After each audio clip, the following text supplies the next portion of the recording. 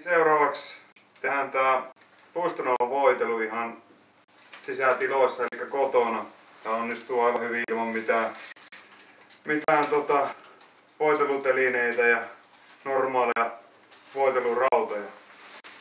Elikkä laitetaan samalla luistonauha tänne päähän ja viedään se suksen pohjalle.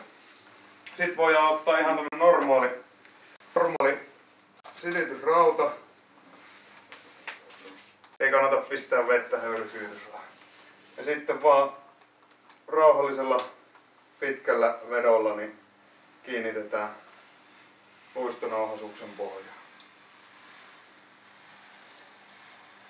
Tän voi tehdä tälleen osissa, että puoli sukseen kerrallaan. Ja sitten kiinnittää tuon kantaosan. Tästä ei tule mitään myrkyllisiä höyryjä eikä kaasuja eikä muuta jätettä kuin tää luistonauha. Ja sitten kun lähdetään pois tai lähdetään hiihtämään, niin suoritetaan harjaus ulkona ja ollaan valmiita lenkille.